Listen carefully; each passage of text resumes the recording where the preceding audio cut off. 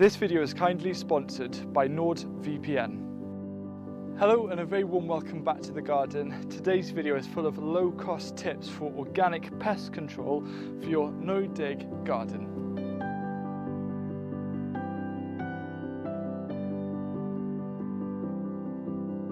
One of the things that perhaps upsets me the most is seeing gardeners really get put off because they're constantly battling against pests. So I thought I'd make kind of a really simple crash course showing a load of tips that you can apply for kind of common pests that you get in the garden, and then also planting and growing methods to help prevent issues happening in the first place. Firstly, I want to start with actually listing 5 different crops that I feel show a really strong resistance to pests. So if you can't grow anything, at least try growing these and still enjoy nice homegrown food.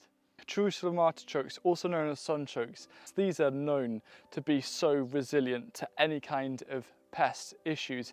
In fact, in Jadam, they use Jerusalem artichokes and their tubers to create natural insecticides and pest deterrents, and they're also super productive. A really good pest-resistant plant to grow. The second crop for me is beetroot. I've been growing beetroot for many years. I've got some golden beetroot coming through here, and you can also eat the leaves as a really nice crop. It's kind of like a spinach alternative. But out of all of my years of growing beetroot, the only issue I've really had that's been serious with pests is later in the winter, some voles eating the roots. Apart from that, they've just been a really solid pest resistant crop. The third crop is actually a group of crops, and it's annual herbs. I've got dill here as a prime example, also coriander and parsley. The reason why pests don't like these is that they're incredibly aromatic and it can put off a lot of pests. And I've never had any issues with these 3 solid and productive and also beautiful crops. And I'd also throw borage into that mix as well. The next crop is actually garlic, and it's because it's also, like the other crops, really kind of potent and really strong. In fact, you can use garlic in certain ways to actually prevent pests and prevent them from coming because it is so strong. And it is just one of the best crops anyone can grow. And the 5th crop for me is actually dwarf French beans. They're kind of one of my favourite champions of the garden, and I've done a whole video about them this year. I've never had any serious pest issues with them either. I'm now going to run through the ways that I naturally deal with some of the most common pests in a kitchen garden. So the first pest I want to cover is aphids, or green fly and black fly. They're very popular, and they'll be somewhere in your garden. Even if they're not causing an issue, they're part of the natural environment. Now, I had an issue before with this. I've got this kind of broccoli, sprouting broccoli, and also this Asturian tree cabbage, where they had a load of aphids in them when they were small seedlings, and I thought, oh no, this isn't good. But the easiest way to actually deal with aphids is to create a really nice soapy spray. So following the instructions and using a natural soap, you don't want any chemicals whatsoever. What it does is it coats the aphids, it stops them from, basically stops them from working, and it prevents any issues. Again, I only had to use 1 application on these, and they've been aphid free ever since. Another pest that can actually cause issues in your garden, especially if you're growing fruit such as soft fruit like strawberries, is birds. They seem to love it. And there's a few different really simple ways of dealing with them. One of the easiest is using these things called CDs, where apparently films used to be on them, but they're great because they're super cheap and you can flash them about. And what you do is you actually tie these to a series of strings, and they just hang from somewhere high, like a top of a garden gate or an archway, and they just naturally, kind of in the wind, just swing about, and that actually scares birds. They don't like it. So if you're trying to protect a certain area, putting up some of these and works really well, as you can tell, because if I was a bird, that would certainly annoy me. So the next pest is probably the one that kind of gets talked about the most, and it's slugs. And there's a couple of really simple things that you can do firstly in terms of prevention. The first is to actually grow seedlings on fairly big before putting them out, because when you're looking at them, if they have a little bit of damage, you have time to act because the whole plant is not destroyed. Whereas with, say, a row of lettuce like that, if you're direct sowing and the little seedlings are just appearing, they could get nibbled and destroyed right away. Letting plants grow bigger allows them to ride a slug onslaught for a little longer, so then you can take the next steps. So one of the easiest ways to deal with slugs is to create a very simple slug trap using something like a plank and some water. So I've got a courgette here, and slugs are known to like things like courgettes. So what you do kind of at the end of kind of an afternoon is you give a space of water, and then you put a plank down, not too hard, just put it down and leave it, and then the following morning turn it over, and chances are you'll have some slugs underneath, and it's just a really useful way of getting rid of slugs from a certain area. You can just pick them off and remove them. Now, on a YouTube video I did about the plank method, I actually had a commenter say that apparently during the Victorian times they used to use rhubarb leaves and place those on the ground and use those as slug traps as well. And now, because it's the end of the rhubarb season, it's a great use for some of these leaves. Not all though, because they need them to store and capture the energy ready for next year. Another very simple way of preventing a lot of slug damage is actually using bits of these. This is from blackberries, wild blackberries, the canes. They're so spiky, and I can feel them. They're not exactly the most pleasant. And if you just think like a slug for a bit, if you're a slug and you're up against a barrier like that, you'd have to be out of your mind to try and cross it. And so placing these down to create kind of fences, so I could fence off this area of a lettuce, is a really, really simple way of actually helping to prevent slugs from coming in and eating your little seedlings. By using these spiky canes, you're going to block slugs from entering your salad patch, just like you want to block malware from entering your digital devices. Malware is a type of digital pest that you don't want on your phone or your computer, but fortunately there's a simple prevention that you can use to keep malware away, and that's NordVPN. But NordVPN is more than just a very powerful cybersecurity tool. Let me give you a visual. You know when you're on YouTube or Instagram and you see gardeners in other countries growing these amazing looking vegetable varieties that you really want but you can't access? Well, the same kind of thing happens when you're online and you find a really interesting show you want to watch. You click it and then it says, sorry, not available in your country. However, whilst it can be pretty tricky or impossible to get seeds internationally, with NordVPN I can go on the map, click on the location I want access from, and within seconds start watching what I want. This also means that if you're going on a summer holiday or traveling abroad, you can still watch the things that you love from back home. On the subject of going abroad or trips, or even down to your local cafe and you use the public Wi-Fi there, well, your personal data is at risk from the prying eyes of the commercial operator, or even worse, and it's a pest that I think is worse than slugs, hackers. But using NordVPN keeps your public internet activity secure and private, just how it should be.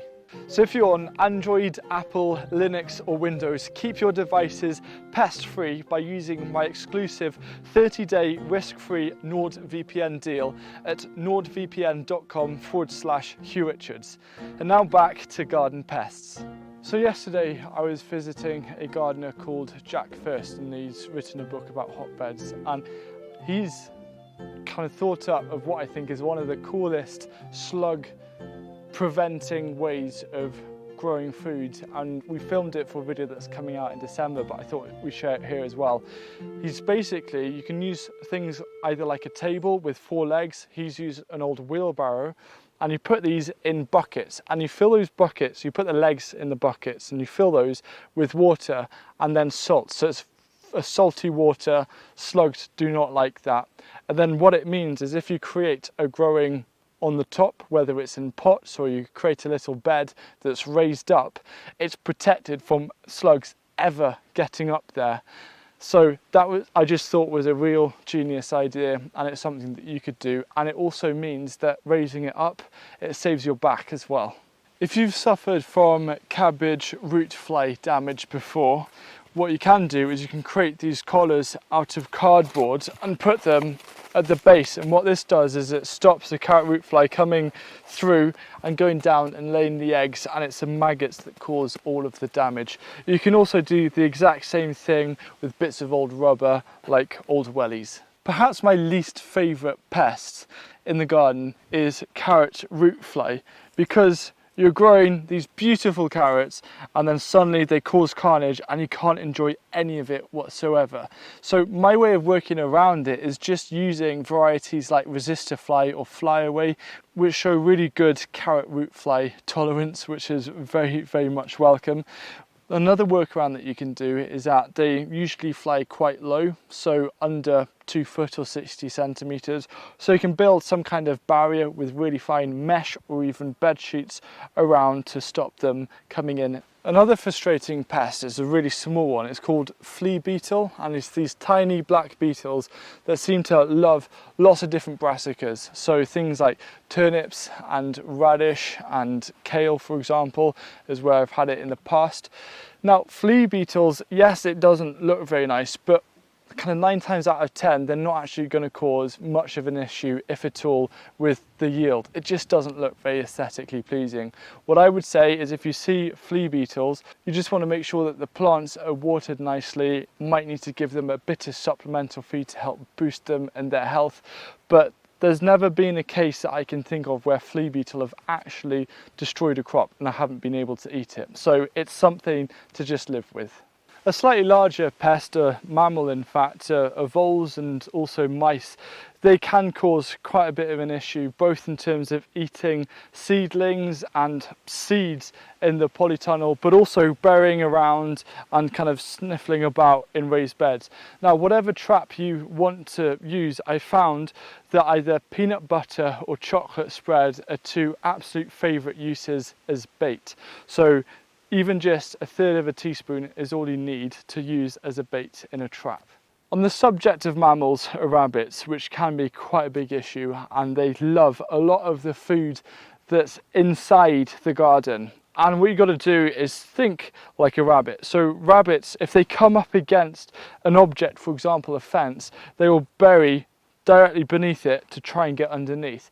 So you've got to think of a fence like an L. If they're trying to get in on that kind of 90-degree kind of angle there, what you've got to do is protect that.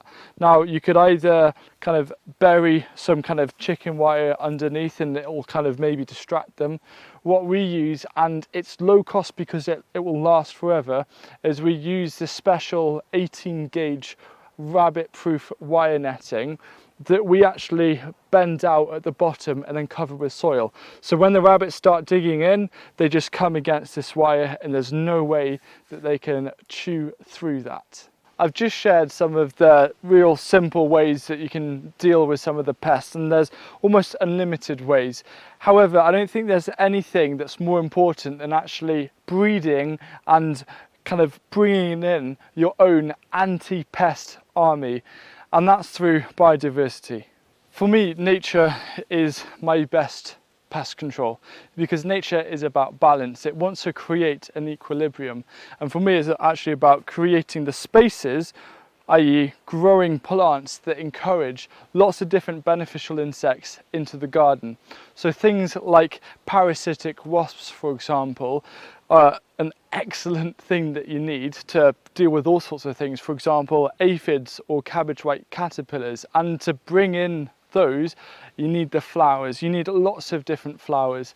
And it's just a real nice magnet to pull nature and wildlife into your garden and then give it a space to get to work and use its magic. By growing things such as annual herbs and letting those flower, growing annual edible flowers, letting some of your vegetable flowers, my favourite are leeks, for example, when they flower it looks amazing. All of these things which you can eat at the same time are recruiting every single day. They're recruiting nature to come in to help deal with your pests. And I think that that is just really empowering. Creating the space for nature, for your anti-pest army, but making it also look beautiful doesn't cost you anything at all, and it makes such a big difference. Another really simple way of reducing pest damage in the garden is actually confusing pests. So by using techniques such as interplanting, or not putting all of your eggs in one basket. By planting, for example, here I've got a patch of onions in this area of the garden, and I've got another patch of onions at the bottom end.